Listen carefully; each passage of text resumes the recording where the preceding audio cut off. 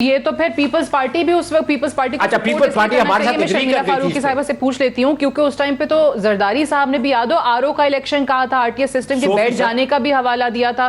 तो फिर शर्मिला साहिबा ये एतराजात, ये रिजर्वेशंस तो पीपल्स पार्टी को भी रहे हैं माजी में, तो अगर अब ये चीज किसी तरीके से इस पे हम ओवरकम कर लेते हैं, ये चीज खत्म हो जाती है, तो फिर क्या एतराजात हैं?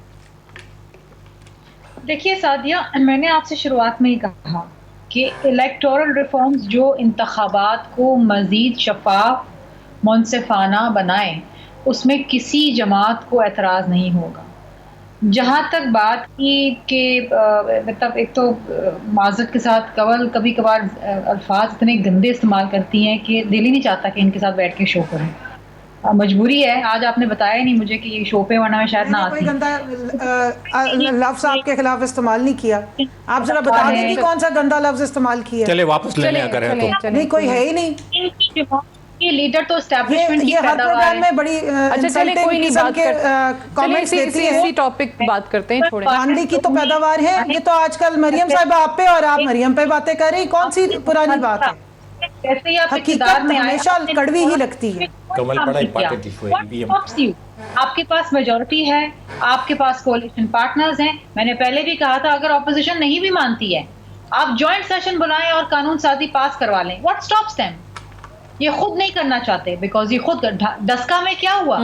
अच्छा, किसने धांधली करी है? जॉइंट सेशन बुलाने आप लोगों की इससे भी आसान है। ठीक है, आपको कि आप कह रही हैं कि जॉइंट सेशन बुलाएं और फिर ये पास करवा लें, फिर तो मसला कोई होगा ही नहीं। अगर संजीदगी है, इनकी संजीदगी नहीं होनी चाहिए, इनके माजी के बयानात नहीं होने चाहिए। उनका फोकस ये है कि जी हमने ऑपोजिशन को भी तो एक्सपोज करना है ना, इनको एक्सपोज नहीं करना चाहिए। कल बिलावल साहब क्या बयानात दे रहे हैं? अच्छा चलें, सबूत जो है वो अदालत में ले जाए। जब दूसरों पर इल्जाम लगाते हैं तो सबूत नहीं लेके जाते। चलें ठीक है, बात कर। आपने प्रिजाइडिंग ऑफिसर्स को अगवा करना है तो वो अगवा करके रहेंगे। कोई कानून साजी दुनिया की आपको नहीं रोक सकती। इतने भोंडे तरीके से इन्होंने दस्का के अंदर आपको भी कह रही हैं।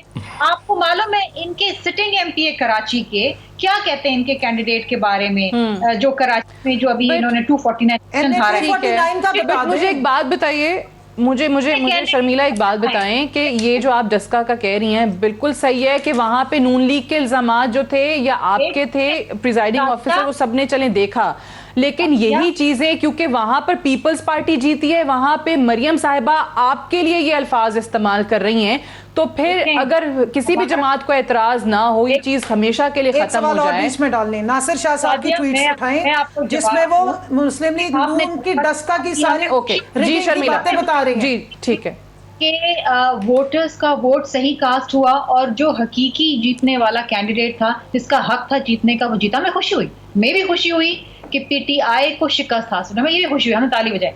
अब अगर पीएमएलएन का इतना बड़ा दिल नहीं है कि वो एक्सेप्ट कर ले कि वो इलेक्शन हार गई है कराची में और पीपल्स पार्टी जीत गई है, तो उसमें तो कोई कसूर, हम तो खुश होते हैं लोगों की जीत पे, हकीकी जीत पे हम खुश होते हैं। और मुझे बताइए कि उस डस्का के इलेक्शन में तो आप ये कह रही हैं कि आप ये इस्लाहात अगर कर भी लें और ये ईवीएम ये सब सिस्टम इंस्टॉल हो भी जाए, तो भी धांधली के इल्जामात बंद नहीं होंगे? सिंध से इनकी हुकूमत खत्म हो जाएगी, 13 साल की इजारादारी खत्म होगी, इसलिए नहीं होने देंगे। पूरी कौम का सर शर्म से झुक जाता है। ये कैसा दोगलापन है भाई? क्या सिंसियरिटी है आपकी? आपकी बात मानेगा कौन? आप पार्लियामेंट का सेशन बुलाते नहीं है। ये पूरी की पूरी जो हुकूमत है ना, ये ऑर्डिनेंसेस के ऊपर चल रही है, पार्लियामेंट वेंटिलेशन के ऊपर चल रही है। मुझे ये बताइए कि कानून साजी क्यों नहीं करते? वजीर आज़म साहब क्यों नहीं आते? इतने अहम इश्यूज पाकिस्तान के अंदर हैं, कोरोना वायरस है, उसकी वैक्सीन है, इलेक्टोरल रिफॉर्म्स के अंदर है, आपकी खारजा पॉलिसी, आपकी दाखिला पॉलिसी। अच्छा, मैं इसका जवाब, मुझे क्विकली मेरे सवाल का जरा जवाब दें, फिर मैं आगे बढ़ती हूँ। मुझे बताएं कि आपको ये लगता है कि अगर ये ईवीएम सिस्टम आ भी जाता है, इस्लाहात हो भी जाती हैं, तो भी धांधली के इल्जामात खत्म नहीं होंगे? देखिए सादिया, मैं आपको बताऊं ना, मैं ये मुझे पता है किस चीज का खौफ है और किस चीज का अफसोस है कि आप कोई भी कानून साजी कर लेंगे, लेकिन जिस तरीके से डस्का में धांधली हुई ना, अगर ये रियासत मदीना के अलमदार बढ़ने वाले लोग जो हैं, अगर इस किस्म की धांधली करेंगे तो कौन सी कानून साजी आपको रोक सकती है? और आप ये देखिए कि धांधली करने के बाद इनकी डिटाई ये थी। ठीक है, चलिए मैं इसका जवाब जरा कवल दे दें। वो ठीक है कि अगर वो आप लोग कहते हैं कि जी हमने ऑपोजिशन को एक्सपोज करना है, इन जमातों को कि ये संजीदा नहीं है इस्लाहात में, कानून साजी में, तो अगर करनी है तो फिर वो कह रही हैं जॉइंट सेशन बुलाएं और कर दें। बुलाया था, ये गायब होते हैं बीच में से कि Joint कोई session में नहीं सेशन आते। बुलाएं। अभी रिसेंटली इतना बड़ा इशू था, उसमें से पीपल्स पार्टी भाग गई। ये हमें क्या बता रहे हैं? दोगलापन तो पूरी दुनिया ने इनका देखा है। पीडीएम के फोरम में दोगलापन नहीं देखा, पीडीएम टूटी, अब इनका दोगलापन नहीं देखा। उससे पहले चार्टर ऑफ डेमोक्रेसी के बाद जो मुकरे वो दोगलेपन नहीं देखे। इनके जो मुनाफिकाना रवैये पूरे पाकिस्तान को पता है। और इस इलेक्टोरल रिफॉर्म का उस वक्त शोर मचाते हैं जब धांधली जब इल्जामात लगते हैं, जब इन्होंने इलेक्शन चोरी करना होता है। जब इलेक्टोरल रिफॉर्म सामने रखो अच्छा, चल। तो ये उसके ऊपर कभी भी नहीं आते हैं, क्योंकि इनकी वो रास्ते बंद हो जाएंगे जिससे ये आते हैं। प्रॉब्लम ही सारी है। तो फिर करेंगे दस्का की ये बातें कर रही है, बातें होती रहेंगी। एक मिनट वहाँ Sadia, election commission Nasir Shah technical साहब के चीजें ट्वीट्स उठाता चलाइए, है। शर्मिला साहिबा को भी पढ़वाइए। उन्होंने क्या करा है कि जनाब ये डस्का की तरह मरियम बीबी को कह रही हैं, नून लीग को कह रही हैं। सुन ले शर्मिला साहिबा, सुन ले, तरीके बता रहे, दोनों मास्टर है ना रिगिंग के, दोनों को पता है क्या तरीके। उन्होंने कहा है मरियम साहिबा उन्होंने को? फरमाया है कि जनाब ये डस्का वाला इलेक्शन नहीं है, हाँ। जहां पे आपके पोलिंग एजेंट्स जिस जगह से आप हारे थे तो वो खुद ही गायब हो गए। अच्छा। ये सिंध है, यहाँ पे हमारा काम चलता है, यहाँ हम तुम्हें बताएंगे कि कैसे इलेक्शन लड़ना है। वहाँ पे वो पीएमएलएन को जी। कहना चाह रहे हैं कि उनके कि पोलिंग आपके एजेंट्स लोगों ने भाग गए जिस थे। तरह आपने जान के वहां से रिजल्ट लिए वगैरह, आपने जो स्कीमें बनाई थी वो आप वहां से बट वो तो आज भी कॉन्फिडेंट है ना। वो सईद गनी ने कहा 249 में करा ले तो 10,000। आप मुझे बताएं, इनके बड़े बड़े सीनियर्स हैं, बड़े माशाल्लाह ये सीजन्ड और बड़ी ये सियासत की मंजी भी जमाते हैं। मिफ्ता इस्माइल साहब ने क्या प्ली ली है? और वो जो धुंध के ट्वीट्स आ रहे थे मरियम बीबी के, जिनको ये डस्का में एंडोर्स कर रही उन्होंने है, कहा कि धुंध हो गई कराची डस्का में एंडोर्स कर रही है, लेकिन वो 249 में एंडोर्स नहीं हो रहे, इसलिए कि उन्होंने बयान कर दिया कि उनकी सारी नफरत, कदूरत और मुनाफकत पीटीआई के अगेंस्ट है, क्योंकि पीटीआई पूरे पाकिस्तान की जमात है और ये रीजन की जमात है। मैं वैसे अफजल खान से जब ये बातें देखते हैं, सुनते हैं, तो ऐसे लगता है कि फिर ये ख्वाब ही रह जाएगा ये इस्लाहात का।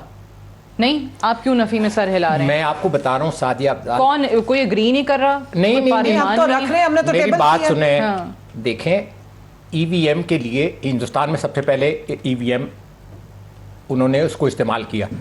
ईवीएम इस्तेमाल हो गया, उस पर इलेक्शन हो गए, तो कोई एक बंदा वहां पे कोर्ट में चला गया कि जी असेंबली ने इसको अप्रूवल नहीं किया, और वो असेंबली की अप्रूवल के बाद उन्होंने बाद में असेंबली से अप्रूवल भी ले ली। तो हमारा भी यही ना कि पहले यहाँ पार्लियामान अप्रूव करेगी, पार्लियामान अप्रूव करेगी। हाँ, तो लेकिन पार्लियामान का हाल आप देख लें, कौन एग्री यार क्यों आप इतना कौन क्या आज कहते हैं पूरी नून लीग ने कह दिया, मेरी बात तो पूरी सुन नून ले। लीग ने कह दिया कि हम मुस्तरद करते हैं। हाँ, वो मुस्तरद करेंगे, इसलिए कि इसमें कोई शक नहीं। मैं किसी पार्टी का आदमी नहीं हूं, लेकिन मैं आपको बताता हूं कि जो लोग मास्टर हैं इस सिस्टम को एक्सप्लॉइट करने में, जो मास्टर है आरओ को खरीदने में और प्रिजाइडिंग अफसर को खरीदने में, वो ईवीएम को के लिए क्यों जाए? वो वैसे ही दे आर वेनिशिंग। बात यह है कि ये, मैं एक दफ़ा सिंध गया था और एक बंदा, कोई मुअज़्ज़ज़ आदमी आया और उसने मेरे सामने कहा कि हुजूर आपसे एक दरख्वास्त है कि यहाँ फ़ौजियों को खड़ा कर दें, इसलिए कि हमारे लोग बिल्कुल गुलामाना जहन के हैं कि उनको थोड़ा सा तहफ़्फ़ुज़ का एहसास हो कि जी वो वोट दे सकते हैं। लेकिन जितने प्रेशर्स और इंटिमिडेशन होती है और ख़ासकर सरदारों वडेरों की, तो उसका मुकाबला कौन कर सकता है? उसके लिए आपने ये ईवीएम की मशीन के लिए कोई बड़ी लेजिस्लेशन नहीं, सिंपल मेजॉरिटी की तो है ना, इसलिए हुकूमत में बैठे हैं। लेकिन बहुत सी चीज़ें, एक मिनट ज़रा मैं मुकम्मल लेकिन करूं। आपने मेरे सवाल का जवाब खुद ही दे दिया। आप अभी जो बात कर रहे थे वो कॉन्ट्रडिक्शन आ गई ना। आपने कहा कि भाई जो लोग मास्टर हैं हाँ। इस पूरे सिस्टम को, जो वो देखते हाँ नहीं हैं, जो करेंगे। आरओ को और इन लोगों को खरीद सकते वो हैं, हाँ नहीं तो करेंगे। वही बैठे में लेकिन नहीं है क्या? जिसका जो मेरे अल्फाज उन्हें बड़े गंदे लगे हैं, जो मैंने कहा है कि ये एक्सपर्ट हैं धांधली। तो वो